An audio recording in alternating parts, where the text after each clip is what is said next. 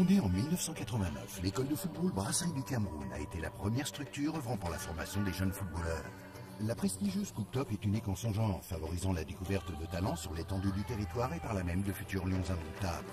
Ils marchent ainsi sur les traces de Hugo Berson, Samuel Eto'o, Jérémy Djitap et celles de tous leurs glorieux aînés évoluant sur les terrains du monde entier et faisant notre fierté. Conscients de l'importance de notre mission pour le football et les footballeurs camerounais, nous accordons une attention toute particulière à la scolarité et à l'éducation de nos enfants, afin que demain ils deviennent des hommes responsables, intègres et performants, footballeurs professionnels ou non, mais des hommes éduqués susceptibles de devenir des acteurs à part entière de la vie du Cameroun. L'Académie des brasseries du Cameroun, c'est l'éducation pour le football et l'éducation pour la vie. Bonsoir à tous, bienvenue à 100% foot sur Equinox Télévision. Après les réclamations des présidents des clubs de l'élite et de longs mois d'attente, la Ligue de football professionnel tient enfin son assemblée générale ce jeudi dans la ville de Douala. La nouvelle est tombée en début de cette soirée, mais avant cette assemblée générale de la Ligue de football professionnel jeudi prochain dans la ville de Douala, mercredi déjà, le bureau exécutif de la Ligue et les présidents des clubs vont se regarder droit dans les yeux. Ce sera à la faveur d'une rencontre des deux parties. Il sera notamment question de poser les jalons de la prochaine saison sportive au Cameroun. Stade de football au Cameroun. La CAF met une fois de plus les dirigeants de notre football en garde.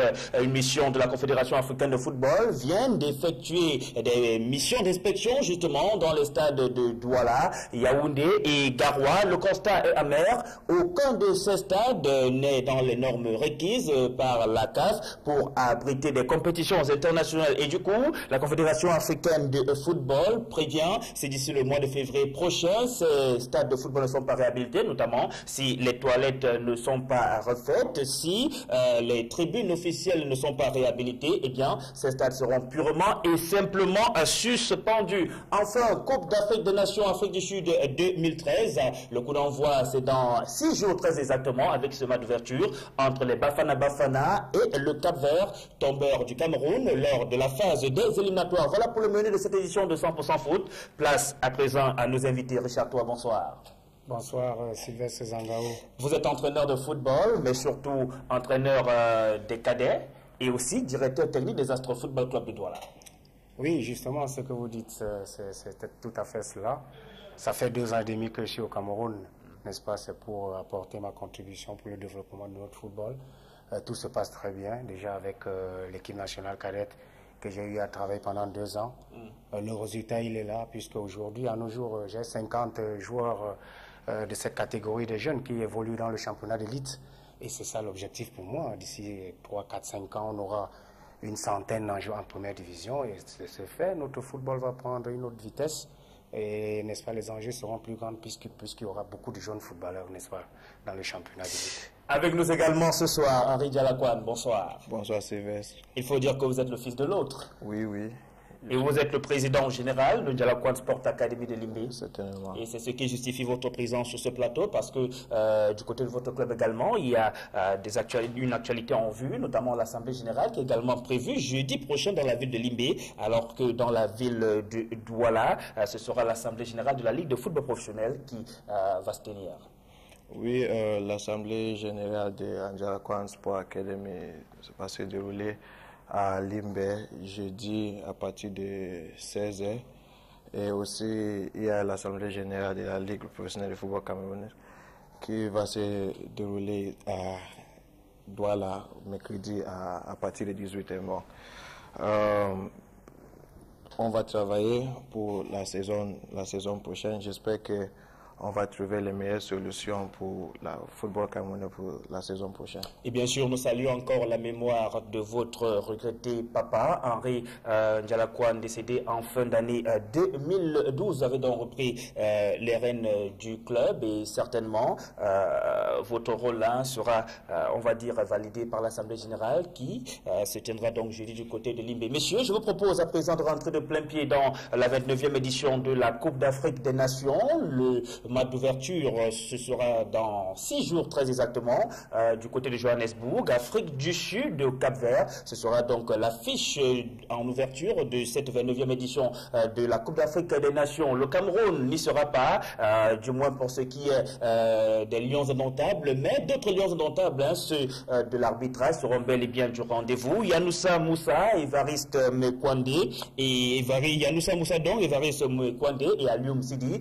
ont quitté le Cameroun ce matin depuis l'aéroport international de Douala en direction d'Afrique du Sud. Et c'était sous le regard de Jean-Paul Chouniat et Raoul Tabofoui. En dépit de l'absence des Lions indomptables à la CAN 2013, le Cameroun est représenté malgré tout à cette fête continentale de football. Dans le corps arbitral, 3 officiels camerounais ont été retenus pour la circonstance.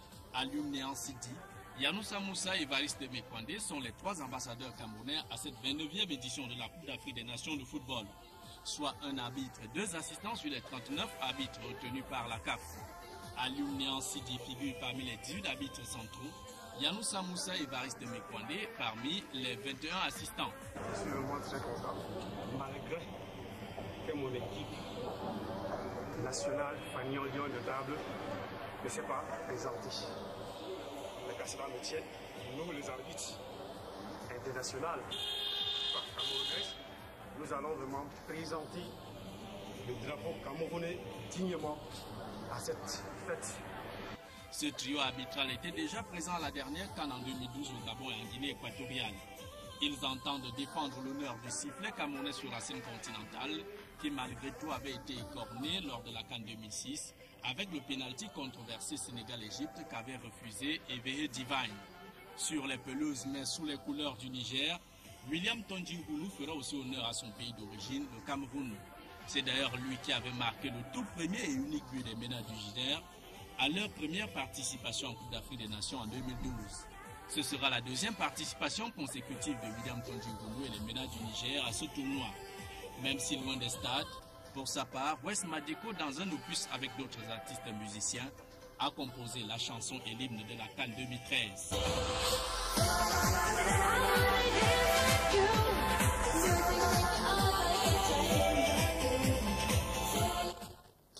Belle ambiance qui s'annonce donc du côté de l'Afrique du Sud à la faveur de la 29e édition de la Coupe d'Afrique des Nations. Richard Toa, ce trio d'arbitres camerounais constitué d'Évariste Mekwande, Alioum Sidi et Yanoussa Moussa, qui était déjà présent lors de la dernière Coupe d'Afrique des Nations au Gabon et en Guinée équatoriale, est donc confirmée par la Confédération africaine de football.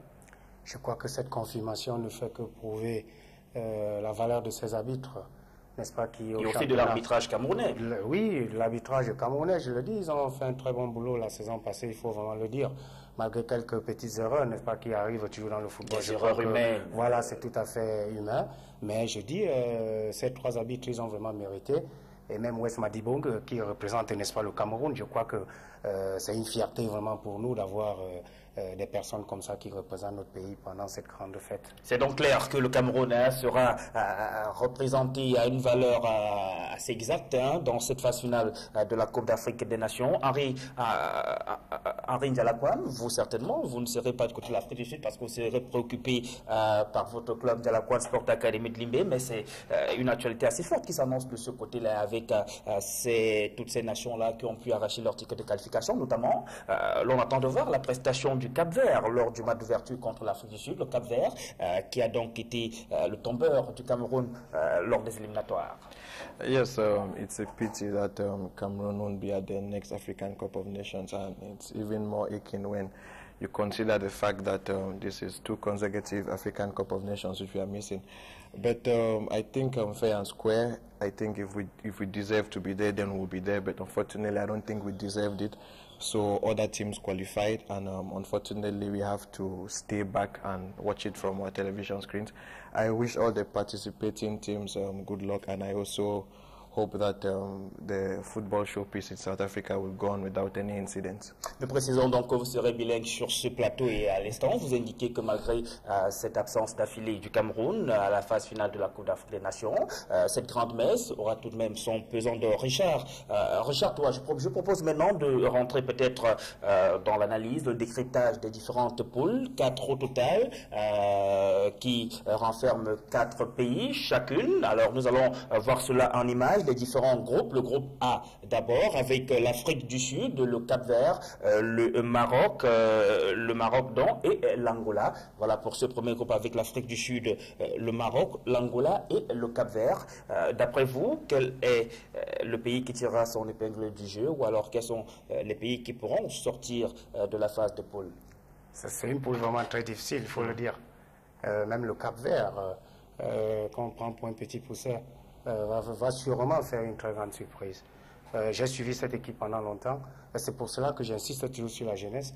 Parce que cette équipe du Cap-Vert d'aujourd'hui, c'est cette équipe qui a joué en finale contre les cadets zambiens il y a quelques années. Voilà. Et les Zambiens sont par la suite devenus des champions d'Afrique. Voilà, non, je parle de la Gambie. La Gambie, oui, la Coupe des Nations des cadets. Des cadets, oui. Qui s'est jouée en Gambie. Voilà.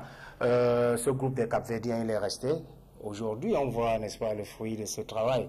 C'est pour cela qu'il est question vraiment d'insister toujours sur un bloc qui doit rester. Mais je dis, il y a le Maroc qui aussi est en train de refaire, n'est-ce pas, ces choses. Et je crois que l'Afrique du Sud, qui est à domicile, n'est-ce pas, aussi ne voudra pas tout de suite sortir au premier tour. Ça sera un groupe très difficile. Et je suis tout à fait persuadé que il y aura vraiment de l'étincelle dans ce groupe. Mais c'est une Afrique du Sud décevante quand même, hein. C'est ce que pense moins le public sud-africain. La préparation des Bafana Bafana n'est pas aussi rose que ça, et n'est pas meublée de victoires. Les Bafana Bafana, en autant de matchs amicaux, hein, n'ont pas fait beaucoup de victoires. C'est vrai que lors de la dernière Coupe du Monde qui était organisée sur leur terre, l'Afrique du Sud, les Sud-Africains avaient fait de belles prestations, notamment contre l'équipe de France. Effectivement, la préparation reste une autre chose par rapport à la compétition. Mais je suis tout à fait persuadé que les Sud-Africains, ils feront, n'est-ce pas, bon chemin dans cette Coupe des Nations. Mais il est aussi question de pouvoir se poser des questions si, pendant les matchs de préparation, les choses ne vont pas à bon train. Mais je suis tout à fait persuadé que la compétition reste la compétition. Mais c'est après les 2 premiers matchs, n'est-ce pas, qu'on aura l'idée, n'est-ce pas, de toutes ces équipes-là qui vont, n'est-ce pas, prendre part au premier tour. Henri Djelakwan, le groupe B à présent constitué du Ghana, du Mali, du Niger et de la République démocratique du Congo. A priori, on voit les Black Stars du Ghana tirer leur épingle du jeu dans ce groupe B. Yes, Group B, I think, in my own point of view, I see it as a group of death as opposed to what other people think concerning Group D. I think in this group, when you look at teams such as Ghana, you have Mali, you have Niger, and also DRC, which also have a good record in this competition, considering their performances over the past years. You find out that the group is one of the most balanced groups in the competition. So I don't think it's a foregone conclusion saying Ghana, given their record in the competition, will top the group, because looking at their squads, you find the Ayu brothers absent and Montari absent as well. So I think they're a little bit short on stars as far as stars are concerned. But I think there's all to play for in that group, which is very much even group, and any of the 4 teams can progress. Richard, toi, dans l'équipe des Black Stars du Ghana, les frères Ayou sont absents. Apia n'a pas voulu les sélectionner pour indiscipline, et ça fait quand même 2 joueurs précieux qui vont manquer à cette sélection, même si le capitaine Assam Ouadjan sera bel et bien de l'aventure sud-africaine. Non, mais je crois que les Ghanéens, ils ont de la matière. Même lors de la dernière Coupe d'Afrique des Nations, il y avait beaucoup d'absents dans cette équipe ghanéenne, mais ils ont toujours prouvé une fois de plus que la relève, n'est-ce pas, elle est presque assurée, malgré l'absence de ses frères Ayou. Je crois que d'autres Ghanéens, les plus jeunes, prendront aussi l'opportunité, n'est-ce pas, de pouvoir se faire connaître. Et je suis tout à fait persuadé que le Ghana, c'est un habitué de cette compétition. Ils sauront, n'est-ce pas, comment changer les choses. Il faudra aussi peut-être compter avec la République démocratique du Congo, qui notamment voit son football grandir de jour en jour, notamment en club, avec des clubs tels que le tout-puissant Mazembe. Effectivement, même l'équipe junior du Congo a de très bons joueurs auxquels Claude Leroy a fait appel. C'est une très bonne équipe avec très bons jeunes joueurs qui sont, n'est-ce pas, en train de se retrouver. Ça sera un groupe très difficile. Même le Niger, n'est-ce pas, a déjà l'appétit, n'est-ce pas, de la Coupe des Nations, parce que la dernière Coupe des Nations, ils étaient aussi là. Ils voudront certainement faire de très bonnes prestations. Et même les Maliens qui sont là sont aussi en train de très bien se préparer. Je crois que les équipes là vraiment se valent. Et l'équipe qui est, n'est-ce pas, mieux préparée sur le plan mental, athlétique, technique comme tactique, n'est-ce pas, sortira, n'est-ce pas, de ce... La République démocratique du Congo menée donc par le sorcier blanc Claude Leroy avec sa grosse expérience du football africain pourra mettre, pourquoi pas le Mali en difficulté et même le Ghana. Le Niger, vous parlez tout à l'heure du Niger qui vient quand même pour sa deuxième fois en Coupe d'Afrique des Nations, mais c'est une deuxième fois d'affilée. Ça veut dire qu'ils ont eu le temps d'apprendre et ils sont en train de grandir aujourd'hui, les Nigériens. Effectivement, c'est ce que j'ai fait allusion tout à l'heure. Ils ont déjà l'expérience de la fois passée et cette fois-ci, ils vont vouloir, n'est-ce pas, rectifier ce qui n'a pas été très bien fait la fois passée. Et je crois que là, les équipes se préparent vraiment intensivement. J'ai eu à suivre même les matchs amicaux qui se jouent. Ils se font vraiment de très bonnes prestations. Et même leurs joueurs qu'ils ont dans des championnats européens sont en train de monter avec une certaine grande vitesse. Et c'est ça qui fera certainement la fierté de cette Coupe des Nations, parce que les joueurs, ils sont vraiment en train d'émerger. Et ces équipes, comme j'ai fait allusion, le Mali, le Niger, la République du Congo et le Ghana se préparent très bien. Et je crois que ce groupe aussi sera un groupe vraiment très difficile. Le groupe C est constitué de la Zambie, du Nigeria, du Burkina Faso et de l'Éthiopie. Les Tipolo-Polo qui ne sont pas au mieux de leur forme en ce moment. Un seul but inscrit en 4 matchs de préparation à Rinjalakwan. Ce n'est pas une équipe de la Zambie qui a remporté la dernière Coupe d'Afrique des Nations, qui repart dans cette aventure sud-africaine. Mais la Zambie reste quand même toujours le champion d'Afrique en titre. Donc pour moi, ils sont favoris dans ce groupe. Je ne regarde pas les matchs amicaux qu'ils ont joués. Si on regarde le groupe sur papier, on voit que les deux favoris dans ce groupe, ce sont... la Zambie et le Nigeria? Oui, bien sûr. Mais comme on a dit, le football africain... Il évolue de jour en jour. Tous les jours. Et on ne peut pas dire, ce n'est pas une conclusion, on peut dire que la Zambie et le Nigeria vont se qualifier. Bon, ça va se jouer, mais je pense que dans ce groupe, la Zambie reste toujours favori comme champion en titre. Richard, toi, dans ce groupe C, ce n'est pas gagné d'entrée de jeu pour la Zambie et le Nigeria, parce que le Burkina Faso et l'Éthiopie sont également des clubs qui ont réussi à arracher leur ticket de qualification, mais tout de même, on peut parler de favoris. On peut parler de la Zambie et du Nigeria comme étant les favoris dans ce groupe C. On peut dire ça ainsi, comme M. Ndialakon a fait allusion. Je crois que la Zambie est détenteur du trophée. Et en ce moment-là, on dit qu'il est favori dans son groupe. Mais comme vous savez, le football, ça va très vite. Et gagner une coupe, n'est-ce pas, est tout à fait possible, comme ils l'ont fait. Mais, n'est-ce pas, répéter les mêmes exploits, ça sera vraiment très difficile pour cette équipe parce que les autres adversaires ils vont bien affûter leurs armes. Ils savent que la Zambie a démontré une fois de plus qu'ils ont de la qualité. Aujourd'hui, on va voir une équipe du Burkina Faso avec de très bons joueurs. Je peux vraiment vous le souligner. Je suis ces joueurs de très près. Ils ont de très bons éléments. Et même l'Éthiopie, lors de son dernier match amical, vous avez vu ce qu'ils ont fait. Donc, le football aujourd'hui... Et même lors des qualifications. Voilà, c'est une très belle équipe d'Éthiopie. Voilà, ils ont vraiment mérité leur qualification. Ils sont en train de progresser.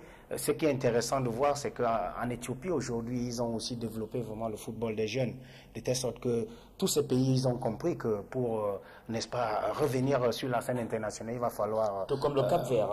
Voilà, comme j'ai fait allusion. Une belle équipe cadette. Une équipe soudée, n'est-ce pas, qui, dans des années passées, a joué la finale de la Coupe des Nations cadets contre la Gambie. Ils ont perdu, mais ce groupe est resté. Aujourd'hui, ça sera très difficile de manœuvrer ce groupe. Et je crois que ça sera l'une des équipes, n'est-ce pas, qui va surprendre beaucoup dans cette Coupe des Nations. Une équipe du Cap-Vert qui a mis le Portugal en difficulté lors d'un match amical. Donc il faut comprendre que c'est une équipe sur laquelle il faudra compter lors de cette phase finale de la Coupe d'Afrique des Nations. Pour revenir dans le groupe C, Richard Toa, le Nigeria. s'est fait bien distrait durant sa préparation et même lors des éliminatoires. Le Nigeria qui est effacé depuis un certain nombre d'années sur la scène continentale, peut-être pas effacé, mais qui est absent de la plupart des grands rendez-vous. Le Nigeria, comme le Cameroun, n'était pas présent lors de la dernière phase finale de la Coupe d'Afrique des Nations, au Gabon et en Guinée équatoriale, mais le Nigeria sera bel et bien présent en Afrique du Sud, et malgré peut-être son football qui n'est pas au mieux de sa forme en ce moment, reste tout de même que c'est une grosse nation de football en Afrique. Comme vous le dites, je crois que le Nigeria, c'est une grande nation. Ils ont fait le recul. Ils ont compris effectivement qu'il y avait des difficultés, n'est-ce pas, qui étaient en train de pouvoir flotter autant au sein de leur football. Aujourd'hui, on a vu une équipe du Nigeria qui se qualifie malgré certaines difficultés qu'ils ont eu à avoir. C'est des compétiteurs. Je suis sûr et certain que pendant cette compétition, le Nigeria fera certainement de très bonnes choses. Ils ont des joueurs d'une très grande valeur. Il est juste question de les rassembler et de les manager très bien. Je crois que le Nigeria aussi dans ce groupe, n'est-ce pas, pourra aussi se qualifier. Vous voyez le Nigeria minimum en quart de finale? Je ne peux vraiment pas le dire tout de suite, mais après quelques matchs, n'est-ce pas? Peut-être les deux premières sorties du Nigeria. On pourra effectivement voir les équipes de très près, comment elles se sont préparées. Et à partir des matchs, là, on peut, n'est-ce pas, avoir une idée claire sur les équipes, n'est-ce pas, qui peuvent aller un peu loin dans la compétition. Et voilà donc le groupe de la mort de cette phase finale de la Coupe d'Afrique des Nations. Le groupe D constitué de la Côte d'Ivoire, la Tunisie, l'Algérie et le Togo qui comptera dans ses rangs Emmanuel Cheyi Adebayor, le capitaine des éperviers du Togo, qui est revenu sur sa décision. Il avait annoncé il y a de cela quelques mois qu'il ne jouera plus en sélection à cause de ses différends avec la Fédération togolaise de football. Aujourd'hui, il a passé l'éponge dessus après une rencontre, après un tête-à-tête avec Florian Sibé Yandema, le chef d'État du Togo. Henri Ndialakouane, Côte d'Ivoire, Tunisie, Algérie, Togo. C'est le groupe de la mort de cette phase finale de la Coupe d'Afrique des Nations. Oui, les gens disent que c'est la goutte de la mort, mais je ne pense pas que c'est la goutte de la mort. Comme j'ai dit, dans mon avis, le groupe B, c'est la goutte de la mort. Je ne pense pas que c'est la goutte de la mort parce que dans ce groupe, on retrouve une équipe comme la Côte d'Ivoire qui écrase toutes les équipes en phase de poule chaque année. Qui tombe en finale. Exactement. Donc, pour moi, je peux dire que la Côte d'Ivoire va gagner ce groupe. Ils vont se qualifier pour le quart de finale. Mais ça sera équilibré entre la Tunisie, l'Algérie et le Togo. Bon, là-bas, il y a beaucoup de football à jouer. Donc. Mais je pense que la Côte d'Ivoire, comme d'habitude, vont commencer cette CAN 2013 comme les grands favoris de cette compétition. Et maintenant, c'est entre l'Algérie, la Tunisie et le Togo pour se battre pour la deuxième place de ce groupe. Passer à côté pour la génération Drogba et compagnie, ce serait du gâchis, Richard Toa. Si cette année aussi, cette édition aussi, les Ivoiriens ne remportaient pas la Coupe d'Afrique des Nations. Oui, je crois qu'ils ont ça comme objectif avec l'effectif qu'ils ont. Même si c'est un effectif vieillissant quand même. Elle est vieillissante, mais elle a du répondant. Et c'est ça qui est important déjà à souligner. Malgré de l'expérience aussi. Voilà, ils sont expérimentés, ils ont de très bons joueurs, il faut vraiment le souligner. Mais avec un entraîneur, avec un sélectionneur comme Sabri Lamouchi, qui a aussi une grosse expérience du football africain. Oui, je crois que c'est déjà quelque chose de bien, de faire confiance aussi à un Africain, même s'il est d'une autre nationalité. C'est quelque chose de très bien.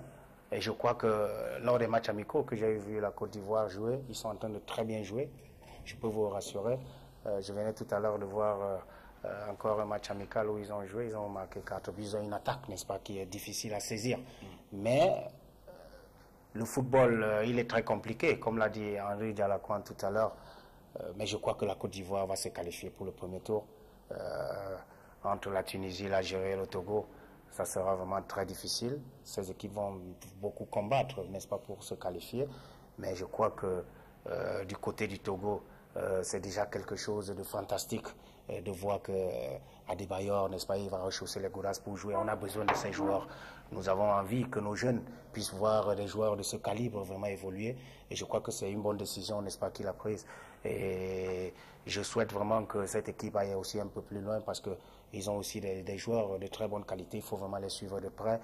Vous verrez que le Togo a des très bons joueurs qui, n'est-ce pas, sont en train de... Avec l'un des meilleurs attaquants en Afrique d'ailleurs, voilà, Emmanuel Adebayor. C'est de ça que je faisais allusion. Il est vraiment dommage que quelqu'un comme Adebayor ne puisse pas, n'est-ce pas, participer à cette Coupe des Nations. Il a fait une très bonne décision de pouvoir revenir et ça fera plaisir de voir des joueurs comme lui, n'est-ce pas, sur le terrain. Mais il y a des Tunisiens et des Algériens, ces Maghrébins qui ont un football... Même si le football maghrébin n'est pas diminué, hein, avec l'Égypte qui manque sa deuxième canne d'affilée, comme le Cameroun. Oui, vous savez, ce qui est de l'Égypte, on sait tous que c'est... Le contexte politique. Voilà, c'est ça qui, n'est-ce pas, diminué. Le contexte social, voilà, sociopolitique en Égypte qui a toujours eu l'habitude de faire confiance aux joueurs qui évoluent sur le plan local. Il faut leur tirer un coup de chapeau. De ce fait, je crois que les Égyptiens, ils ont compris, ils sont en train de refaire. Malgré la défaite qu'ils ont, ça ne les embête pas. Ils savent que la reconstruction est là. Et d'ici quelques années, vous allez le voir encore réapparaître. C'est d'ailleurs la force de l'Égypte, travailler au niveau de la base, maximiser sur les jeunes, les faire grandir. Et maintenant qu'ils arrivent en sélection, c'est pour produire de bons résultats. C'est la seule procédure. Je crois que beaucoup de pays ont compris ça, même en Europe. Je prends l'exemple de l'Allemagne que je maîtrise le plus. Après la Coupe du Monde de 1994 aux États-Unis, ils ont très mal joué. Ils sont revenus au Bercail, ils ont dit on met l'accent sur les jeunes. Et tous ces jeunes que vous allez voir aujourd'hui dans l'équipe d'Allemagne, que ce soit Özil, Schweinsteiger, Philipp Lahm, Bachtuba, Müller, Özil, comme j'ai déjà dit, ils n'ont jamais joué une Coupe d'Europe des jeunes de leur catégorie. Aujourd'hui, c'est le meilleur. Et les Allemands, ils ont compris cela, ils ont axé le travail là-dessus. Ça ne les intéresse pas, ce qui se passe dans les catégories inférieures. L'essentiel, c'est de préparer ces enfants.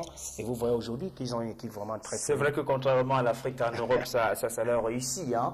Il n'y a qu'à voir l'Espagne. L'Espagne qui est passée à côté durant des années et des années. Mais aujourd'hui, même le Brésil est inquiet devant l'Espagne. Hein. D'ailleurs, on dit d'ailleurs aujourd'hui que le football espagnol est de plus en plus chatoyant que le football brésilien. Ce football brésilien que tout le monde aime regarder, aime voir, aime observer. Oui, effectivement, mais les Espagnols, ils ont un football qui est efficace. Ils font pas trop de spectacles. Ils jouent l'essentiel, qui est le contrôle, la passe. Et cette vision, cette négociation rapide du ballon, voilà, ils ont grandi ensemble et ils ont une philosophie de jeu. Et je crois que c'est là où la force de ce pays, n'est-ce pas, se fait ressentir. Par contre, ils ont des joueurs qui, n'est-ce pas, après quelques années, doivent, n'est-ce pas, partir. Mais la relève est là. Si vous allez dans le centre de formation de Barcelone, où j'ai un joueur de l'équipe nationale cadet qui est là-bas, le gardien de but de moins de 19 ans, il s'appelle Ondoa. Il est revenu ici, on a eu à discuter. Il m'a dit, mais coach, fais gaffe, il y a des gars dans notre centre de formation, n'est-ce pas, qui sont très puissants, ils sont très forts, et d'ici quelques années, vous allez les voir, ils ont 18 ans, ils ont 17 ans, et c'est ça, les Espagnols, ils ont une philosophie de jeu, et je crois que c'est à partir de là qu'un pays peut, n'est-ce pas, préparer son équipe nationale, et ce n'est que le seul chemin qu'il faut suivre. Et ils ont d'ailleurs produit Lionel Messi à l'Argentine.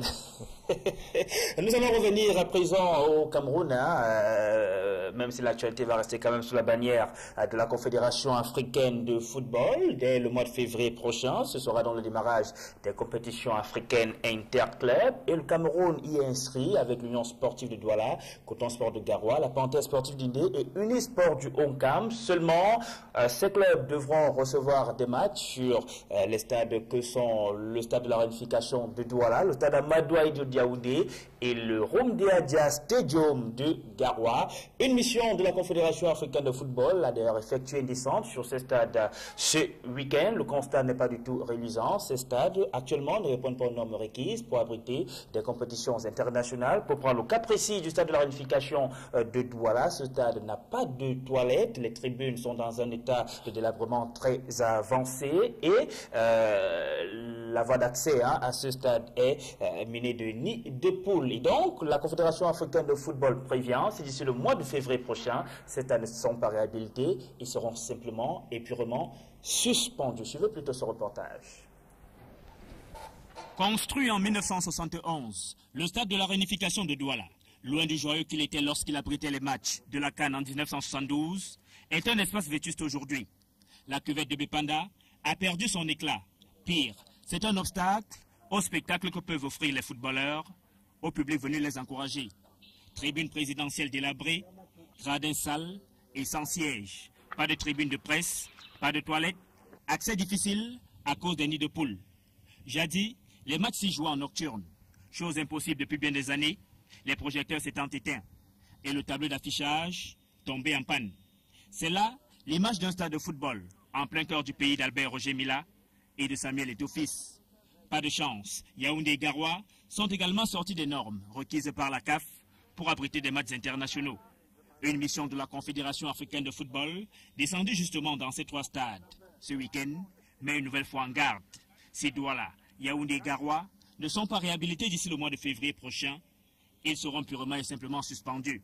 La CAF apprécie certes les pelouses synthétiques de ces stades, mais affirme qu'ils sont loin de permettre aux spectateurs de suivre des matchs dans de bonnes conditions. Henri Dialakouane, la CAF a-t-elle raison concernant les stades de Douala, Yaoundé et Garoua? 100% la CAF a raison. Je ne pense pas que c'est normal qu'on peut être dans un pays comme le Cameroun et les infrastructures restent comme ça pour plus de 40 ans. Je ne pense pas que c'est normal. Depuis que je suis né, il n'y a pas eu de changement là-bas.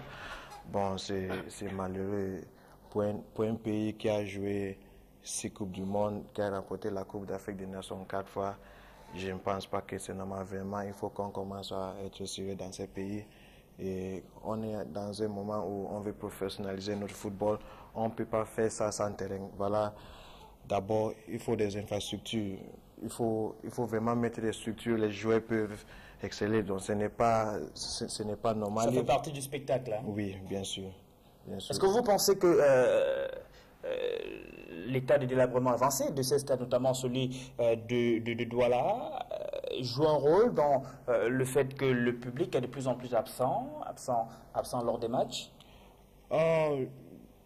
Peut-être ça joue un petit rôle, mais pas 100%. D'abord, je pense que le football camerounais, le problème qu'on a, c'est un problème de marketing. Bon, les gens préfèrent rester à la maison, regarder les matchs de Barcelone, regarder les matchs de Chelsea, Arsenal, au lieu d'aller au stade pour voir les matchs de Union, par exemple. Mais je pense que aussi le manque d'infrastructures, ça contribue à ça, parce que bon, si par exemple on lance un nouveau stade partout, tout le monde va partir là-bas pour voir l'ambiance et tout ça.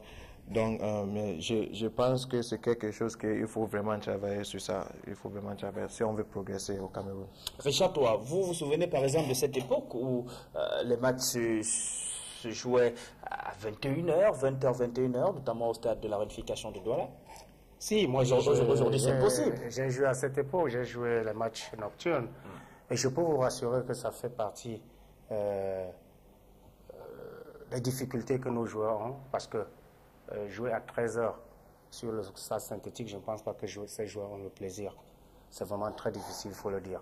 Et en plus aussi, quand on joue en nocturne, je crois qu'on a une certaine vitesse aussi, n'est-ce pas, qui augmente. Parce qu'on a une certaine fraîcheur aussi dans les qui s'installe, voilà, et on régénère aussi très rapidement. Je crois que les infrastructures font partie du développement, n'est-ce pas, de ce football, parce que ces jeunes enfants, je prends toujours l'exemple de l'Occident, ces jeunes enfants, quand ils voient du gazon synthétique, ils sont intéressés à aller jouer dessus. Ils ont vraiment envie de pouvoir jouer. Alors sur la terre naturelle, je crois que c'est tout à fait difficile. Il est question vraiment de dire que pour qu'on avance, il va falloir que nos infrastructures aussi s'améliorent. Mais je suis tout à fait persuadé que nos autorités, ils prennent les choses en compte. Même la FIFA ou la CAF doit à un certain niveau imposer au pays, n'est-ce pas, d'avoir des infrastructures afin que les choses puissent s'améliorer chez eux. Mais je crois que il va falloir vraiment qu'on ait des très bons terrains qui doivent permettre à ces enfants d'avoir le plaisir de jouer, et les matchs en nocturne seront vraiment conseillés, et vous verrez que la vitesse du football va changer ici, et ça fera plaisir de voir effectivement que nos joueurs prennent aussi plaisir sur le terrain. Ça, c'est très important.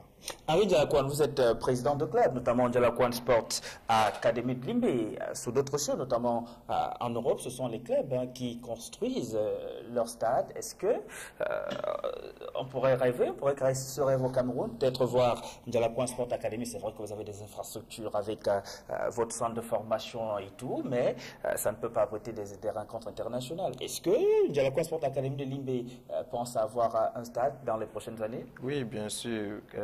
Dans la vie, c'est normal de rêver. Il faut toujours rêver même. Mais je pense que ça ne suffit pas de rester à la maison et rêver seulement, il faut un peu de l'action. Donc, je pense que nous tous, on a un rôle à jouer si on veut voir que le football camerounais avance. Donc, les présidents des clubs, les dirigeants du football camerounais, les Camerounais ensemble, on a un rôle tous à jouer. D'abord, il faut chercher les moyens où les sociétés camerounaises vont investir dans le football camerounais. Une véritable opération marketing. Bien sûr. Donc, nous, à Limbe, on rêve beaucoup. Vous pensez que notre football est mal vendu? Bien sûr, c'est mal vendu. Je pense qu'il y en a beaucoup de choses qu'on peut faire pour avancer ce football camerounais. C'est un problème, ce n'est pas un grave problème pour moi, c'est un problème qu'on peut régler. Surtout, c'est un problème d'organisation. Si nous sommes organisés, ça veut dire que ça va marcher. Mais si nous ne sommes pas organisés, ça ne peut pas marcher. D'abord, tu commences un championnat, tu ne sais pas quand le championnat va commencer, tu ne sais pas quand le championnat va se terminer. D'abord, il faut qu'on soit organisé dans toutes les choses qu'on fait. Si on commence par l'organisation, les autres choses vont commencer à venir. Et puisque nous parlons d'organisation, on va rester à Limbe, avec Djalakoun Sport Academy de Limbe, dont vous êtes le président général, avec cette assemblée générale justement qui est annoncée pour cette semaine, jeudi notamment. Oui, jeudi, on a une assemblée générale à 16h à Limbe City Council Hall. J'invite pas seulement la population de Limbe, mais tous les fans de football camerounais pour venir voir ce qu'est l'Djalakoun Sport Academy, ce qu'est les ambitions de cette jeune équipe. Bon, d'abord, grâce à Dieu, j'ai eu la chance d'être un président de club à cet âge, même si c'était dans les circonstances que je n'aimerais pas, mais vous côtoyez déjà votre papa de regrettée mémoire aujourd'hui lorsqu'il avait les rênes de cette équipe. Donc, vous connaissez tout le cheminement de gestion de ce club. Bien sûr, j'étais toujours proche de lui depuis quand il était président d'abord à Victoria United au Popo à Limbe. Nous étions toujours ensemble. Il m'a commencé à mener au stade depuis que j'avais l'âge de 7 ans. Donc, le football, c'est quelque chose qui est dans mon sang. Ça ne peut pas sortir. Je ne peux pas vivre sans le football.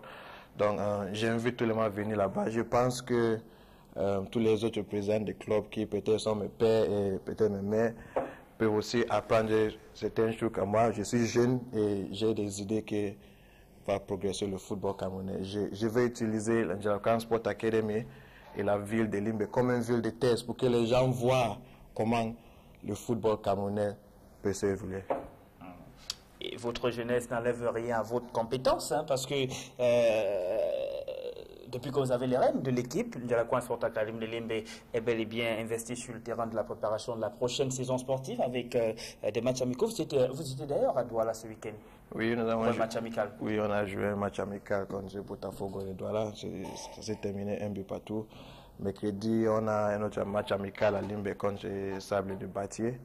Et nous allons continuer à préparer la saison prochaine. Une saison que je pense que ça va être une très bonne saison pour nous.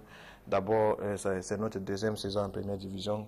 La saison passée, l'objectif était le maintien. On a fait ça. Bon, on a commencé à travailler pour fixer les objectifs pour la saison prochaine. Et l'Assemblée générale va-t-elle aboutir à un changement de dénomination de Djalakoun Sport Academy de Limbe? Parce qu'on annonce depuis quand même quelques semaines que Djalakoun Sport Academy de Limbe ne s'appellera plus ainsi. Non, d'abord, on a regardé les régulations de la Ligue de professionnels de football camerounais qui a demandé au club de créer une société anonyme à objet sportif.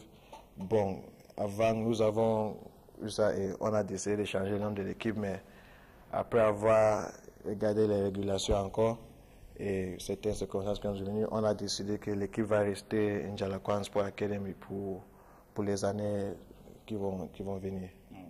Peut-être les changements pourraient survenir par la suite, mais est-ce que il y a déjà des recrutements, il y a les nouvelles recrues? Oui, l'équipe a-t-elle été renforcée? Oui, l'équipe a été renforcée, bien sûr. On a des joueurs en provenance de Panthère, de Banganté, de Aigle, de la Ménoire, et aussi beaucoup des autres football clubs au Cameroun. Bon, déjà, on a un effectif de 35 joueurs. On pense que pendant cette saison, on peut travailler sur cet effectif de 35 joueurs. Il y a 3 compétitions, la Coupe de la Ligue, le championnat et la Coupe du Cameroun. Et on espère qu'on peut au moins remporter un trophée. Ce n'est pas impossible, c'est seulement de travailler. Donc, si on travaille, les choses peuvent arriver. Pour moi, je pense qu'au Cameroun, il n'y a pas trop de nouveaux grands joueurs, tout ça, tout ça. Je pense d'abord que c'est l'organisation et le travail. Si on fait ça, donc les résultats vont venir. Richard Toa, Ndjalakouen Sport Academy de Limbe en Elite One, c'est une équipe avec laquelle il faudra compter la prochaine saison. Si, déjà la saison passée, Ndjalakouen a fait une très belle saison.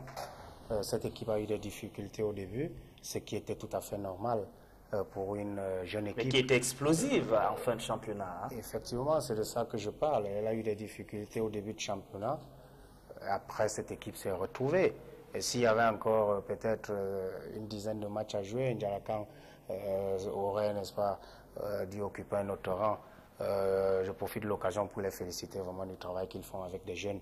Ils ont vraiment beaucoup de jeunes joueurs et ils ont une bonne philosophie avec Eno qui est là-bas et même Zachary Tundi qui était là comme entraîneur, qui a beaucoup misé sur les jeunes. Aujourd'hui, on voit le fruit de ce travail. Je suis tout à fait persuadé que la saison qui vient, Ndjalakouen, ils ont déjà eu de l'expérience et ils ont eu à voir comment est-ce que ça se passe en championnat d'élite. Ils feront certainement une bonne saison. Et une autre équipe qui, elle aussi, peaufine sa préparation, c'est Coton Sport du Garoua, avec Sébastien Desabre, son nouveau manager général, et les nouvelles recrues qui ont été présentées à la presse il y a une semaine, très exactement, du côté du Rumdi Adja Stadium. Coton Sport de Garoua, au même titre que l'Union Sportive de Douala, disputera la Ligue, la Champions League africaine, la prochaine saison sportive RVK. Coton Sport de Garoua veut retrouver son leadership dans le football camerounais. À cet effet, le club Fagnon du Nord a procédé à un recrutement de joueurs à la hauteur de ses ambitions. La direction du club a présenté ses nouvelles recrues au cours d'une conférence de presse à Garoua. Alim Konaté, membre du conseil d'administration de Coton Sport, présente le nouveau manager général, le français Sébastien Desabre, comme un entraîneur expérimenté et qui doit bénéficier de la confiance de tous. Un nouveau staff technique en place avec le coach Sébastien Desabre. Je pense également, au vu de ce qu'on a vu comme rencontre cet après-midi, que nous avons opéré un recrutement de qualité. Donc, avec l'appui des supporters, je pense que le club est armé pour faire une très bonne saison. Coton Sport de Garoua, qui a laissé filer le titre de champion et la Coupe du Cameroun en 2012, doit reconquérir le cœur de ses nombreux fans. On contre, accélère. Accélère. Voilà. Va. Le nouveau coach, tout ce qu'on a à lui donner, qui fait un bon recrutement, et on a vu son recrutement. Mais nous comptons sur Dieu, que le bon Dieu nous donne l'année 2013 là, ici à Garoua, au nom de Jésus-Christ. Sébastien Desabre, le nouveau manager général des cotonculteurs, qui débarque dans un tel contexte, c'est qu'il a du pain sur la planche, redonner une nouvelle philosophie de jeu à l'équipe de Garoua. Je souhaitais travailler avec un club qui avait une qualification en Ligue des Champions, l'objectif de pouvoir atteindre, et encore un club sur lequel j'avais de bons échos. Et je ne sais pas si vous vous rendez compte, mais moi d'extérieur du pays du Cameroun, quand on parle de Coton Sport, c'est quelque chose qu'on respecte beaucoup. Coton Sport de Garoua, deuxième du dernier championnat de football professionnel, disputera la Champions League africaine. Richard Toa, vous avez suivi au même titre que nous, Sébastien Desabre, le manager général des cotonculteurs, qui souhaite reconquérir le fauteuil de champion du Cameroun et gagner la Coupe du Cameroun et aller au minimum en quart de finale de la Champions League africaine. Que d'ambition quand même. Oui, je crois que Coton peut se le permettre, n'est-ce pas, d'avoir cette ambition. Ils investissent aussi comme il faut. Il y a un nouveau staff technique qui est là, mais je crois que cet entraîneur a besoin de l'aide. Il va falloir vraiment qu'on l'aide, qu'on lui donne vraiment la possibilité, en lui montrant beaucoup de choses. C'est vrai qu'il y a cette instabilité depuis Robert Boivin entre les managers et l'administration du Coton Sport de Garoua, comme vous le dites, espérons qu'avec Sébastien Desabre, les choses vont se passer hein, comme ce dernier le souhaite pour que ce club puisse atteindre ses ambitions. Oui, pour atteindre ses ambitions, ils ont intérêt, n'est-ce pas, de travailler dans ce sens-là. Comme je l'ai dit, ces entraîneurs, n'est-ce pas, qui viennent tout nouveaux, ils ont vraiment besoin de l'aide. C'est pas évident. Déjà, les réalités du pays, les maîtriser, c'est pas tout à fait facile. Donc, il est question aussi, Coton Sport, n'est-ce pas, veut vraiment faire une très grande saison parce qu'ils ont sûrement recruté de très bons joueurs. Et puis, de ce cas, je crois que l'effectif que Coton Sport a eu cette fois-ci à pouvoir mettre sur pied, c'est un très bon effectif. Vous pouvez avoir un bon effectif et que ça ne fonctionne pas. C'est pour cela qu'il est question d'apporter vraiment un grand coup de pouce à cet entraîneur qui vient de l'étranger. Et ça va lui permettre, n'est-ce pas, de s'intégrer très rapidement dans le championnat camerounais, qui a ses réalités, n'est-ce pas, qu'il faut maîtriser. Et de ce fait, je crois que l'ambition que Coton a, cette équipe a déjà joué une finale, la Champions League. Donc cette expérience aussi, ils ont été maintes fois champions du Cameroun, ils ont remporté la Coupe du Cameroun. Les ambitions de Coton ne peuvent pas être autres que d'être, n'est-ce pas, champion. Mais cette équipe de Coton Sport de Garoua que vous avez vu jouer la saison dernière, y a-t-il des possibilités qu'elle parvienne jusqu'au quart de finale de la Champions League africaine cette saison? Je crois qu'ils ont recruté. Ils ont aussi, n'est-ce pas, refait l'effectif. Ils ont fait partir beaucoup de joueurs. Comme toujours. C'est aussi ce qu'on reproche parfois du côté de Garoua, de laisser partir les meilleurs. C'est leur décision. Je crois que quand on fait partir un joueur, ça peut être aussi positif pour le joueur, même comme pour le club. Faire partir un joueur ne veut toujours pas dire que c'est un mauvais joueur. En tout cas, si on fait partir les bons, il fait venir les bons. Ça fait une bonne chose. Ça fait une compensation. Comme je le dis, vous pouvez avoir un joueur dans votre effectif qui ne se retrouve pas. Et quand l'enfant peut-être va ailleurs, il trouve un autre environnement, il explose. Ça ne veut pas dire que le gars, il était mauvais. Il faut tenir compte de tout cela. Je crois que Coton Sport, ils ont leur philosophie de recruter la plupart des joueurs qui viennent de l'étranger. Cette fois-ci, ça sera la possibilité pour eux de démontrer une fois de plus qu'ils ont, n'est-ce pas, retrouvé leur repère. Henri Dialakouane, Coton Sport de Garoua, c'est une équipe que vous n'aimeriez pas rencontrer sur votre chemin cette saison, même si c'est impossible, puisqu'étant en Elite One, vous allez forcément jouer Coton Sport de Garoua. Oui, Coton Sport, pour moi, chaque saison commence comme le grand favori de cet championnat camerounais, surtout parce qu'ils ont des moyens financiers d'abord et ils ont une bonne organisation. Je pense que sans pour laisser les autres trucs à côté, il faut d'abord féliciter cette équipe de Garoua qui a une structure parfaite pour moi. Donc, Coton Sport, c'est une équipe pour tous les autres que les autres clubs doivent suivre. Mais sur le terrain, ça reste 11 contre 11. Ça reste 11 contre 11. Vous savez, par exemple, quand tu viens à Limbe, là-bas, le terrain, ce n'est pas gazonné. Donc, là, c'est différent. Il faut faire attention. L'année passée, ils sont venus là-bas, on a fait match nul. Et cette année, d'abord, notre premier objectif, c'est de gagner tous les matchs à Limbe. Donc, je vais dire que le foot, les résultats sortent après 90 minutes. Donc, je les attends à Limbe, mais je félicite Coton Sport quand même. Et ça fait partie des équipes que vous allez soutenir hein, pour ces sorties sur la scène continentale, tout comme l'Union sportive Douala, la parenthèse sportive d'Indé, et Unisport du Onkam, qui sont les ambassadeurs du Cameroun. Oui, bien sûr. Pour moi, chaque année, je supporte les équipes camerounaises qui sont dans les compétitions continentales. Je pense que notre football a besoin d'un titre continental au niveau des clubs. Ça fait combien d'années maintenant une équipe camerounaise n'a pas remporté aucune titre continental. Donc pour moi, chaque année, je donne mon soutien à toutes les équipes qui participent à les compétitions continentales. Donc je souhaite bonne chance au Panthère D, Unisport de Onkam, Coton Sport de Garoua et le champion de Cameroun en titre, l'Union de Douala. Parlons-en, l'Union sportive de Douala exit la célébration. C'est d'ailleurs fait au lendemain de ce trophée, ce trophée de champion du Cameroun, remporté par l'Union sportive de Douala.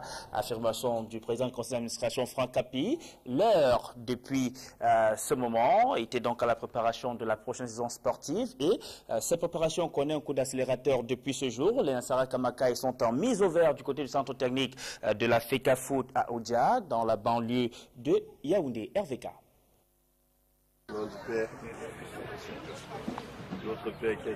L'Union sportive de Douala va prendre ses quartiers au centre technique de la FECAFOOT à Oudja Yaoundé.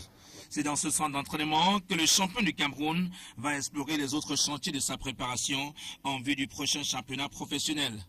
L'équipe s'en va à Oudja, à Yaoundé, où nous aurons une semaine à passer et nous aurons tous les jours au moins 2 matchs parce que nous voyageons avec une équipe de 36 personnes, dont 30 joueurs et 6 entraîneurs.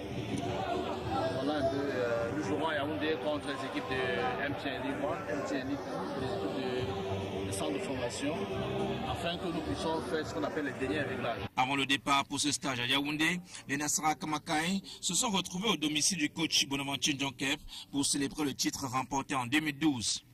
L'entraîneur des Verts et Blancs de Douala, qui avait convié joueurs, encadreurs, amis et connaissances pour ce festin, voulait ainsi exprimer toute sa reconnaissance à tous pour leur soutien. Je remercie tous ceux qui ont bien voulu qu'on soit là aujourd'hui. Il fallait bien qu'on trouve le moyen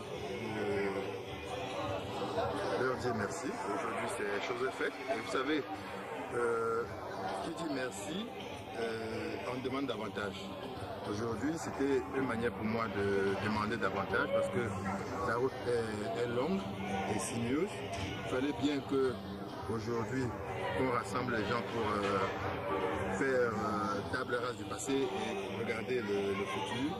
C'est ce que j'ai voulu faire et Dieu est grand, on est en train de le faire. L'acte posé par le coach Bonaventure Djonkep a été salué par le doyen Samuel Nancy qui apprécie son caractère. L'entraîneur Djonkep Bonaventure nous a donné une grande leçon. Depuis que je suis dans l'Union des Douala, tous les titres que l'Union des Douala a eu, aucun entraîneur n'a eu le privilège et l'honneur de faire ce que Djonkep nous fait ce soir. Le président du conseil d'administration de l'Union sportive de Douala, Franck Api, peut se lâcher dans une partie de danse avec ses joueurs.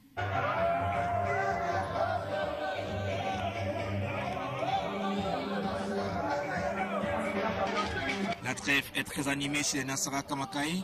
Recrutement de nouveaux joueurs, célébration du titre. Après les agapes, place aux choses sérieuses dès ce jour au stage bloqué à Yaoundé.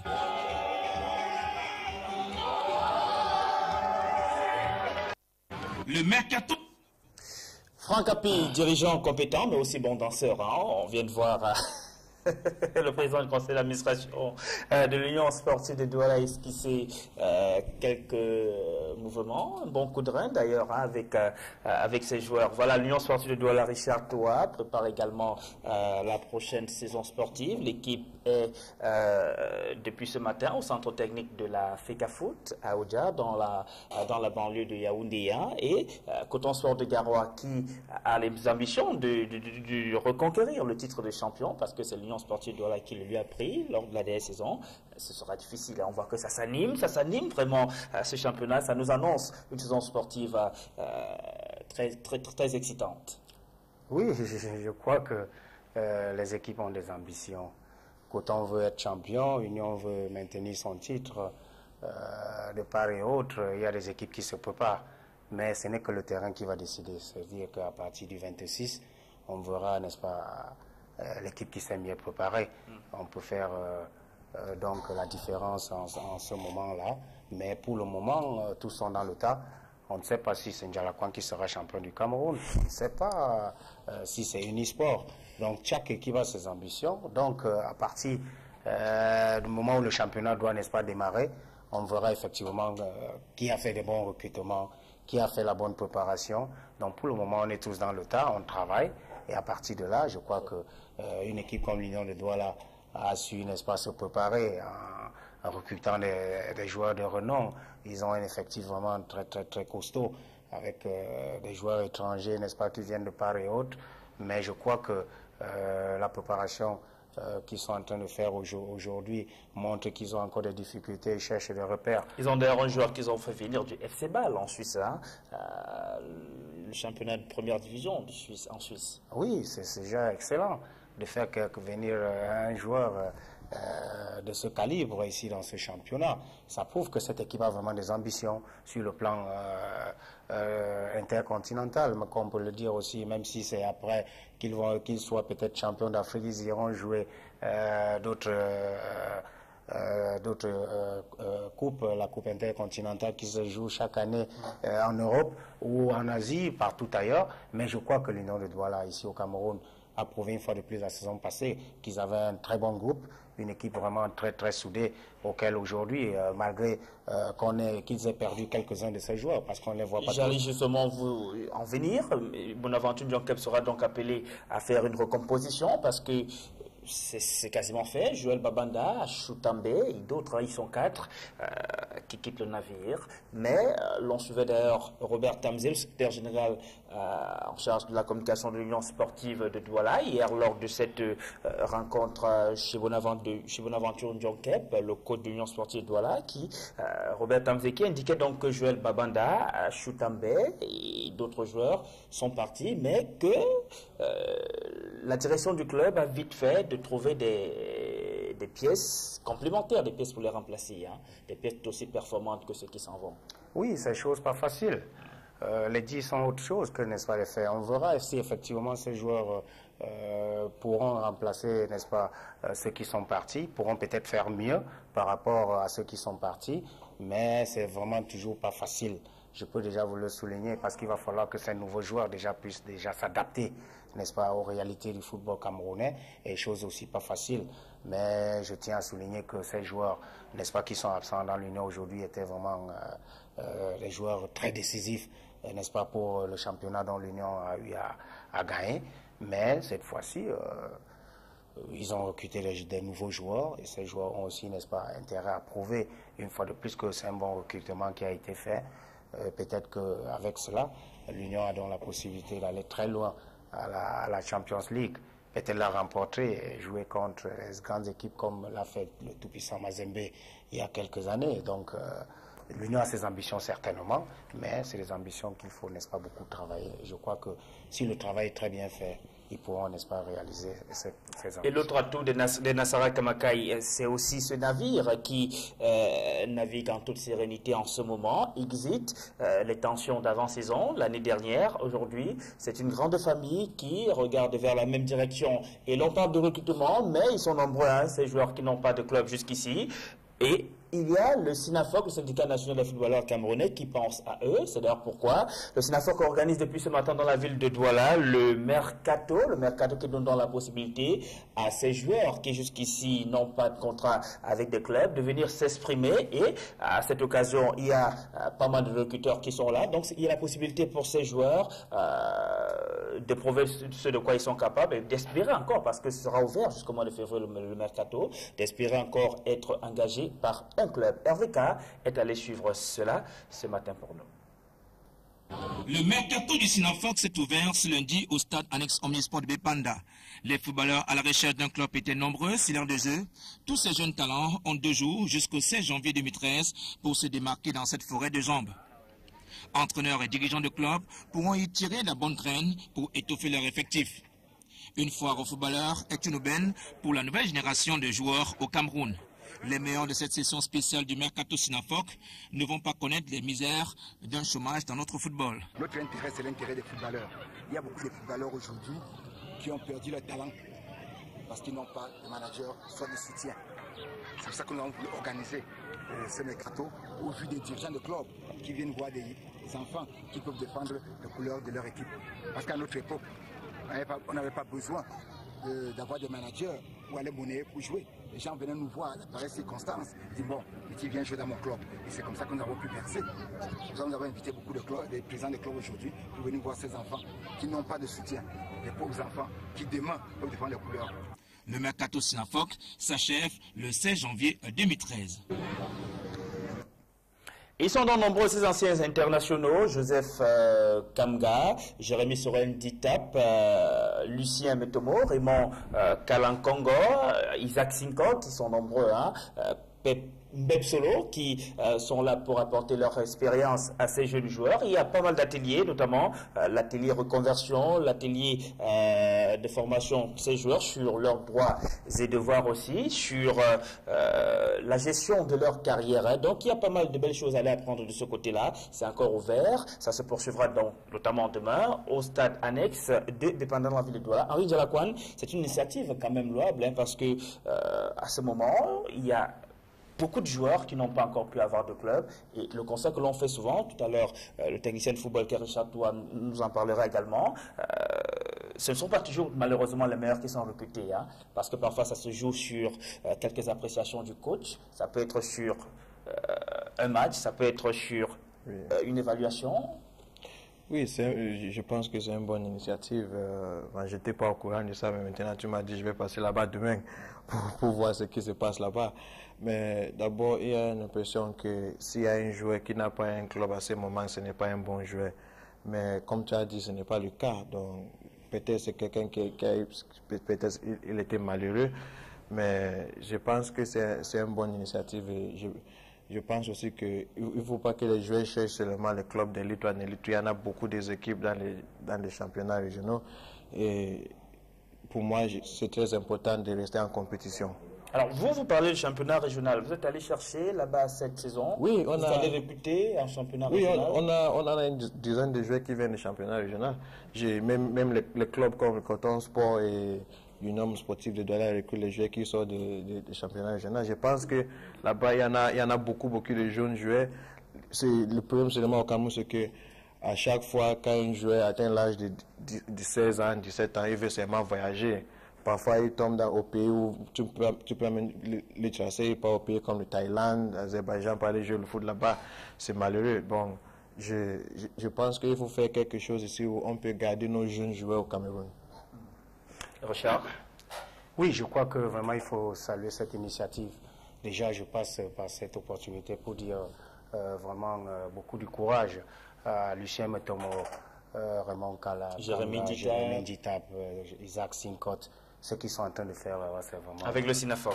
Oui, c'est vraiment fantastique ce que le président Maïbi organise, n'est-ce pas, pour ces jeunes joueurs qui n'ont pas de club.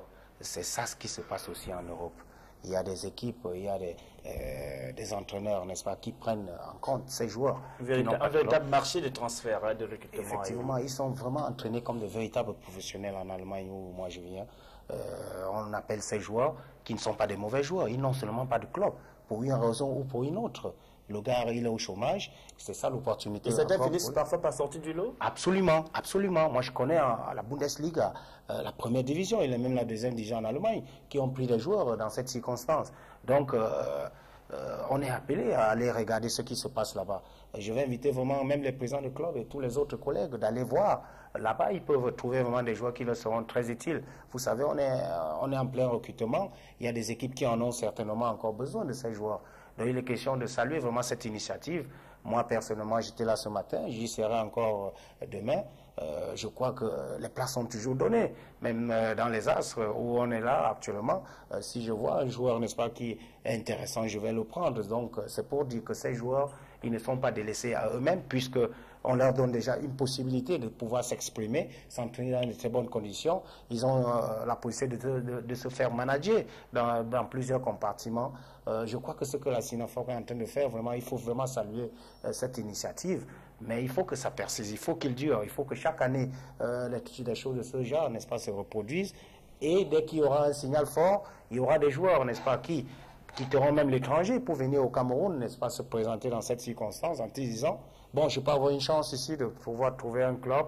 Et je crois que vraiment, je le parle du fond du cœur, que cette initiative, il faut vraiment beaucoup féliciter, les encourager.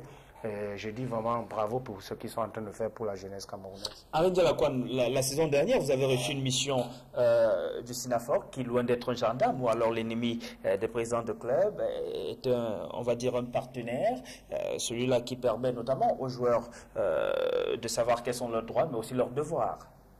Oui, je pense que c'est normal, même dans la vie normale, tu as ce qu'on appelle en anglais les trade unions, donc je pense que c'est normal ici, les gens pensent que nous, les présidents des clubs, nous sommes en train d'exploiter les joueurs. Ce n'est pas ça le cas.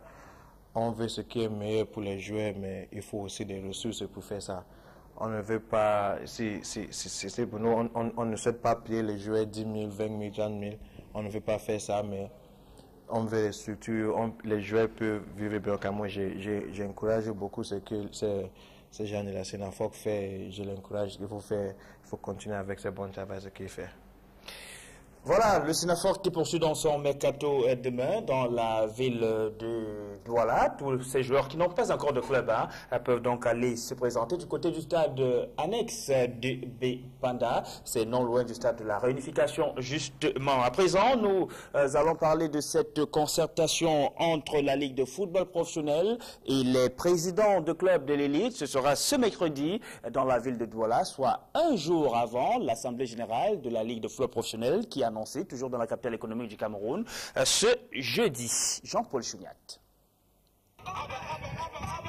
Même si les fans de foot et acteurs sur le terrain applaudissent le démarrage du championnat pour le 26 janvier 2013, les présidents de clubs restent cependant très inquiets quant à l'effectivité de ce coup d'envoi la semaine prochaine. Ils n'ont pas caché leur étonnement à l'annonce de cette date par la Ligue de football professionnel du Cameroun. La majorité de ces présidents s'interrogent. Comment cela est-il possible au moment où les clubs d'élite ou en élite n'ont pas encore reçu un sou de la FECAFOOT, de ses partenaires, encore moins les subventions attendues de l'État? Les présidents de clubs exigent donc des préalables avant de descendre sur le terrain. Dans cette optique, la Ligue de football professionnel, la Fédération camerounaise de football et tous les partenaires se réunissent le mercredi 16 janvier à Douala. Il s'agit, selon des sources dignes de foi, de parler franche sur le nerf de la guerre, l'argent, et l'organisation générale de ce deuxième championnat professionnel du Cameroun. Déjà avant cela, les 28 clubs d'élite attendent toujours le reliquat de 7,5 millions qui n'a pas été versé au club pour l'exercice 2012. Quelles qu'en seront donc les résolutions de ces assises de Douala? Les présidents de clubs ont juré de ne plus se faire prendre au piège de beaux discours et belles promesses, comme c'était le cas lors de la première année expérimentale du football professionnel au Cameroun. Voilà, la concertation sera donc ouverte ce mercredi dans la ville de Douala entre la Ligue de football professionnel et les présidents de club. Henri Dialakouane, président de Dialakouane Sport Academy Limbe. Certains de vos compères ont fait des sorties ces dernières semaines pour condamner l'attitude de la Ligue de football professionnel qui a programmé l'ouverture de la saison sportive sans avoir au préalable tenu son assemblée générale. Quelle était votre position, vous? Ou alors, quelle est votre position? C'est vrai que cette assemblée générale, enfin, va se tenir jeudi. C'est l'annonce qui a été faite en début de soirée. Oui, là, je n'ai pas beaucoup à dire. Bon, on va aller à l'assemblée générale, on va écouter ce que la Ligue va dire avant de dire quelque chose. Je ne peux pas condamner, je ne peux pas critiquer ce que je ne sais pas si peut-être quand aux réunions ils vont dire que bon, voici l'argent que l'État a donné, voici l'argent qui sort de la FECAFOOT, voici l'argent qui sort. Ça vous préoccupe cette subvention de l'État? Pardon? Ça vous préoccupe également? Oui. Sport Academy, Oui. C'est vrai que c'est un droit, puisque c'est une promesse de l'État, même si ce n'est pas votre argent à vous, les présidents de club, c'est l'argent des footballeurs, des joueurs. Oui, mais on comptait sur cet argent. Vraiment, je veux que si le gouvernement dit qu'ils vont payer ces sommes d'argent, qu'ils fassent ça aussi pour que les choses puissent se révéler. Je ne veux pas, ce n'est pas normal si pendant en mi-saison, en juin, le président dit que non, on n'a pas perçu les sommes de 10 millions de francs CFA qui doivent venir du gouvernement et le championnat est suspendu. Ce n'est pas normal. Vraiment, on a besoin de cet argent qui sort du gouvernement pour payer les joueurs. Ils ont demandé qu'on paye les joueurs à 5 000 francs. Normalement, je ne pense pas que c'est possible et on compte vraiment sur ces subventions.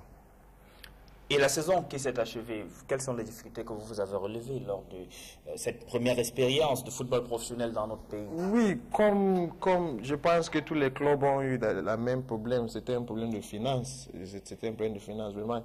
Je pense que le Cameroun, c'est un pays où on a beaucoup de ressources. Il faut seulement qu'on organise et tout le monde va aimer le football ici. Si, par exemple, on dit que bon, ces sociétés, il faut sponsoriser ces clubs, on va réduire les taxes par 20%. C'est quelque chose qui est faisable. Donc, la saison passée, je pense que tous les clubs ont eu un problème de finances. Et si on peut régler ces problèmes, je pense que tout le monde va aimer le football camerounais. Je pense pas que les jeunes footballeurs vont envie de voyager toujours. Mais là aussi, Henri Dialakwane, il ne faudra pas faire une fixation, hein, parce que il y a une mutation juridique qui fait de vous désormais des clubs de football professionnels. Donc, vous devenez des sociétés anonymes à objet sportif. Donc, il va aussi falloir engager de véritables opérations marketing pour vous autofinancer. C'est sûr, mais... Ça devient de véritables entreprises, les clubs désormais. Oui, mais vous savez, les débuts, c'est toujours difficile. C'est toujours difficile. Même... C'est toujours difficile. On a besoin de soutien toujours du gouvernement. Ce n'est pas facile à établir quelque chose comme ça dans les premières années. Donc, d'abord, c'est une bonne idée, c'est un moyen dans une bonne direction. Mais je dis qu'il faut que le gouvernement soutienne les clubs toujours parce qu'on en a besoin de ça. Richard Toa, les entraîneurs de football, vous êtes certes le directeur technique des Astres Football Club de Douala, et donc vous appartenez aussi en quelque sorte à cette ligue de football professionnel parce que ce sont les clubs qui constituent la ligue et ce sont les joueurs et les encadreurs qui constituent également les clubs. Quelles sont les améliorations en tant que directeur technique que vous aimeriez vivre lors de la prochaine saison sportive? Déjà, dans notre club, je crois qu'on a intérêt à pouvoir s'améliorer sur plusieurs plans, n'est-ce pas? Sur le plan de l'organisation, comme il a dit, même dans les clubs, cette organisation, n'est-ce pas, doit beaucoup jouer un très grand rôle. C'est vrai que vous êtes fait beaucoup de peur hein, la saison dernière, les Astres Football Club de Douala. Ça a failli vraiment très faire mal. Hein, les Astres relégués en deuxième division, en élite tout, j'ai failli dire. Si, ça a été très difficile, mais on a réussi à pouvoir... Pas passé bien loin. Voilà, on n'est pas passé bien loin, comme vous faites allusion. Mais je crois que il est important déjà de comprendre que si on est très bien organisé, on ne court pas ces risques-là. Donc, les Astres, ils ont vraiment eu des difficultés la fois passée, ça s'est ressenti. On a eu de la chance, n'est-ce pas, d'avoir quelqu'un comme Alexandre Bellinga qui vient dans cette situation difficile, qui a su, n'est-ce pas, remettre les choses en place. C'était vraiment très difficile, mais on a réussi à pouvoir maintenir cette équipe. Je crois que cette fois-ci, on a eu la possibilité, n'est-ce pas, de pouvoir travailler en profondeur. Chercher des joueurs de bonne qualité, des joueurs qui économiquement aussi seront rentables pour la structure. Vous savez, il ne faut pas seulement jouer un championnat et le gagner sans toutefois avoir des rentabilités. Il est question de que ce qu'on est en train de faire soit rentable. Quel est justement le niveau de préparation des Astres aujourd'hui? On est très avancé dans notre préparation. Et il faut aussi comprendre que c'est une équipe qui a été refaite presque à plus de 80%. Donc il est question maintenant que ces jeunes joueurs et nouveaux joueurs qu'on a eu... On annonce des départs tels que celui de Patrice Abounanjana. Non, Abounanjana il est là, il va jouer dans les As. Il n'y a que Moumasso qui actuellement est en Chine en train de faire des essais. On a eu à refaire vraiment l'effectif de telle sorte que les joueurs que nous on a eu à recruter, je peux vous rassurer qu'ils ont de la qualité et c'est ça qui est important pour nous, d'avoir des joueurs qui savent utiliser le ballon. On les a. Il est question. Donc on va voir ressurgir ce football chatoyant des Brésiliens de Bépanda, les Astres Football Club de Douala. Je peux vous promettre que ça se jouera. Il est question que les supporters des Astres soient patients. Ils ont de très bons joueurs, de très bons jeunes joueurs qui sont là. Il est question maintenant de pouvoir trouver, n'est-ce pas, cette combinaison qui doit, n'est-ce pas, aider ces enfants à pouvoir émerger ensemble. Mais je peux vous rassurer, Sylvain Zangaou, qu'on a une très bonne équipe qui est tout à fait jeune. C'est toujours ça. Moi, j'ai toujours travaillé dans cette optique de telle sorte que les Astres d'ici quelques années auront, n'est-ce pas, la possibilité de pouvoir améliorer leur structure, ce qui est déjà très important pour que cette équipe déjà ait son terrain d'entraînement, que cette équipe ait son site. Ça ne sert à rien vraiment de pouvoir travailler dans le flou sans toutefois avoir la possibilité de pouvoir améliorer ces infrastructures. Je crois qu'on travaille sur ce projet. Je suis venu dans les Astres sur un projet. Ce n'est pas pour une saison. Si on comprend ce qu'on est en train de faire, je crois que d'ici quelques années, cette équipe bénéficiera, n'est-ce pas, de nos connaissances. Donc il est question d'être patient, de travailler vraiment en profondeur et regarder tous de la même direction. C'est ça qui a fait la force de l'Union de Douala la saison passée. Et au niveau de la direction technique justement des Astres Football Club de Douala, quels sont les objectifs, quelle est la feuille de route pour cette saison? Quelle est la feuille de route qui vous a été tracée par la direction du club? Comme je l'ai déjà dit, il est question de pouvoir faire mieux que la saison passée et aller très loin en Coupe du Cameroun.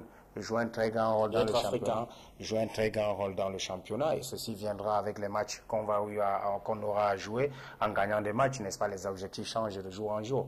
Mais je suis tout à fait persuadé que le groupe qu'on a sur pied fera un très bon championnat. On est en train de faire une préparation, n'est-ce pas, dans le calme, sans toutefois faire beaucoup de propagande. Ça, c'est pas notre style. On travaille vraiment dans le calme avec le coach Bellinga et tout le staff technique, Clément Zeko et autres qui sont là. Chacun a vraiment une tâche importante à pouvoir remplir. Et je crois qu'on a compris ce qu'il y a à faire. Et même les dirigeants, ils comprennent déjà effectivement qu'ils doivent vraiment travailler ensemble. C'est le souhait dans notre équipe pour que les gens travaillent vraiment ensemble. Et si on le fait, je crois que la saison prochaine, vous verrez une équipe des As qui fera du plaisir à voir. Et tout à l'heure, on vous a vu très concentré sur l'élément, sur l'Union sportive de Douala, ça se comprend. Vous jouerez le match d'ouverture du championnat Elite One le 26 janvier prochain contre les Nassara Kamakai. Union de Douala, Astra Football Club de Douala. C'est la famille. C'est la famille. Deux équipes qui se connaissent bien. Deux équipes qui se connaissent jouent sur les mêmes installations.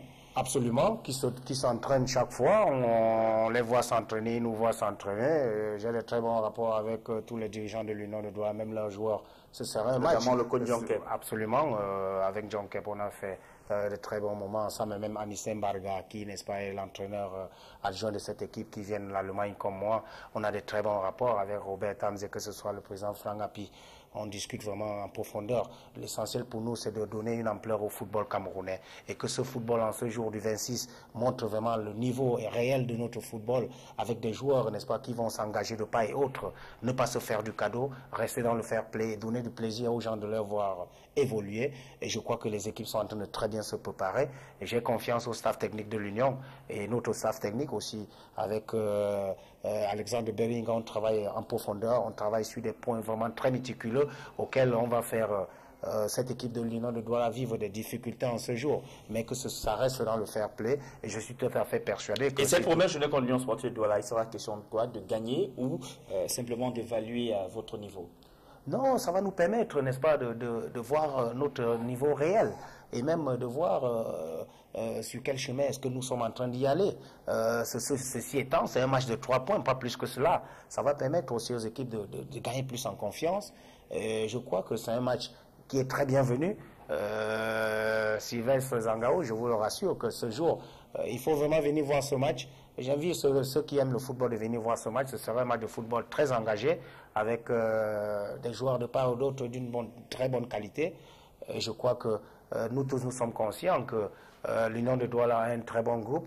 Vous ne connaissez pas encore très bien l'équipe des As de Douala, n'est-ce pas? Ce jour, je vous invite à venir les voir jouer. La préparation, c'est tout à fait autre chose par rapport au match officiel. On est en train de peaufiner notre préparation dans de très bonnes conditions. On fait jouer de très jeunes joueurs qui sont dans le groupe aujourd'hui. J'ai un enfant de 16 ans qui vient de l'équipe nationale cadet, qui est en train de jouer comme défenseur central. Il y a Nobisi qui est là, il a 17 ans. Il y a Esama Bida qui a 18 ans. Il y a Basson qui vient de Bamenda. C'est des jeunes joueurs qui ont de la qualité. Il y a Mbia qui vient de Jalaquan Sport Academy. N'est-ce pas, président? Je suis désolé de te prendre un joueur de ce calibre aussi talentueux. Mais ça fait notre fierté de voir qu'il y a des enfants, comme je veux dire au départ, qui viennent de Limbe avec une très bonne qualité. Je suis sûr et certain que Mbia a été valablement remplacé par Inonga Tue, son président. Je suis vraiment très sûr que Jalaquan fera aussi un bon championnat comme les As. Alors, messieurs, je vous invite maintenant à vivre un match de football d'un caractère particulier, le 2-0. Vous en avez déjà entendu parler? Si, je joue au 2-0 aussi. Le 2-0. Oui. Malheureusement, la réalisation fait savoir qu'on n'aura pas l'élément, hein, mais tout de même, on pourra en parler peut-être lors de nos prochaines éditions, parce qu'on a tourné l'élément là-dessus qui vous sera diffusé lors de nos prochaines éditions. Ces vétérans qui se retrouvent généralement le samedi ou le dimanche matin, après un match de football, mais ce qui est plus important pour eux, c'est la deuxième mi-temps. Ça veut dire autour d'un plat de bouillon, avec une série de bouteilles de bière. C'est un élément que nous vous proposerons lors de nos prochaines éditions. Maintenant, je vous invite, Richard, Henri, à vivre ce départ, le départ d'un grand nom du sport camerounais, Congo Edima, Ferdinand, ex-dirigeant du canon sportif de Yaoundé, mais aussi un haut commis de l'État, qui a donc tiré sa révérence ce week-end. Il a été inhumé dans son village à Komassi, dans la région du centre. Marcelin Garsop. C'est à 15 h, ce samedi 12 janvier, que la terre de Komassi s'est refermée sur le patriarche Ferdinand Koungou Edima. Pour son dernier acte de commandement sur terre, l'ancien ministre de l'administration territoriale a eu droit à tous les honneurs rendus par une nation reconnaissante. Que ce soit au cours de l'office religieux que lors des différents témoignages, tous ont salué la mémoire d'un haut commis de l'État qui a consacré 50 ans de sa vie au service du pays. Oui, Ferdinand Koungou Edima était un homme exceptionnel. Du grand dirigeant sportif qu'il a été, au père de famille attentionné, affectueux et généreux, le patriarche Betty aura marqué d'une empreinte particulière l'administration camerounaise, dont il était l'un, sinon le principal pionnier. Nommé le 2 janvier 1960 au poste de sous-préfet d'Ebolova, il a gravi tous les escaliers de l'administration pour chuter le 18 mars 2000 au ministère de l'administration territoriale. Il quitte le gouvernement le 23 juin 2002. Martin Bangangele et Robin Kili voient en lui une référence, un serviteur dévoué et engagé. Des propos corroborés par René Emmanuel Sadi, le représentant personnel du chef de l'État, pour qui Ferdinand Koungou Edima faisait partie d'une race d'administrateurs en voie de disparition, tant il était respectueux de la chose publique. Une qualité qui fait défaut à la jeune génération actuelle. Pour toutes ses œuvres, le défunt a été élevé à la dignité de grand cordon du mérite camerounais à titre posthume. Né le 30 juin 1928 à Komassi, dans l'arrondissement d'Enzin, département du Nion-Esso, région du Centre, Ferdinand Koungou Edima est décédé le 30 décembre dernier à l'âge de 84 ans, quasiment 2 ans et demi après son épouse. Il laisse 3 enfants, des petits-fils et surtout un peuple meurtri. Adieu le patriarche. Richard Toa, que de grands noms de notre football partis ces dernières semaines. Théophile Abega, Henri Dialakwan, Ferdinand Koungou Edima. Et à leur âme, vraiment, c'est des grands monuments de notre football, n'est-ce pas, qui disparaissent. J'ai plus de souvenirs pour le patriarche Koungou Edima, qui à Saint-Mélima m'a recruté comme son joueur. Et c'est ce monsieur qui m'a beaucoup impressionné. Jusqu'aujourd'hui, je garde toujours ce qu'il m'a dit parce que je suis arrivé à Saint-Mélima. J'allais juste jouer au football. Colombe de Saint-Mélima? Colombe de Saint-Mélima, oui. Ils étaient en première division. Koungou Edima m'a demandé, tu as quel âge? J'ai dit, j'ai 17 ans. Il m'a dit, il est inadmissible que tu n'ailles pas à l'école. Il m'a inscrit au lycée de Saint-Mélima. Et je jouais au foot et j'allais à l'école. De son propre gré? De son propre gré. Si bien qu'aujourd'hui, je fais toujours appel aux jeunes de ne pas seulement jouer au foot, mais d'aller à l'école. Et c'est ça qui nous a aidés. C'est quelqu'un qui a beaucoup fait pour le football camerounais. Vraiment, il n'y a pas de dimension. Il a aidé vraiment à un certain niveau où vous ne pouvez pas imaginer. C'est un père de famille, un grand-père pour tout le monde ici. Je crois qu'il mérite vraiment d'être félicité pour tout ce qu'il a fait. Et je crois qu'aujourd'hui, le football camerounais ne peut que, n'est-ce pas, bénéficier de ce qu'on vit aujourd'hui. C'est grâce à Koungou Edima Ferdinand que notre football, n'est-ce pas, a pris de l'ampleur. La même chose comme Dialakwan ou Théophile Abega. C'est des personnes, n'est-ce pas, qui resteront longtemps dans notre mémoire. Henri Dialakwan, il y en a qui ont œuvré pour notre football. Hein. Peut-être nous allons parler de l'initiative ou alors de la responsabilité que vous avez aujourd'hui avec Dialakwan Sport Academy de Limbe. C'est une lourde mission, mais on imagine noble hein, que vous allez certainement continuer avec beaucoup de fierté. Yes, certainly. First of all, you know, that is the way life is. It is a path which all of us are going to take one day. We thank God for bringing such people like Théophile Abega, Mr. Koungou Edima, who just passed away, and my dad, Mr. Henry Dialakwan. People who did a lot for Cameroon football, and as far as Mr. Dialakwan and Dialakwan Sports Academy is concerned, I think everybody in the city of Limbe has decided, everybody in the city of Limbe has taken it upon themselves to make sure that this great man who did a lot, not only for football in Limbe, but Cameroon as a whole, everybody has taken it upon themselves to play their own little role to uphold his legacy. So I think it is not the end, it is just the beginning of Njalakwan Sports Academy. We must do everything to make sure that he stays in our memory. But just go ahead with this mission, by the grace of God, is what we wish you. Thank you. This night. Richard Toa, nous allons détendre, hein, nous allons sortir de cette mission, de cette émission avec plus de bonne humeur. C'est la vie, c'est le football. Un artiste ne perd jamais.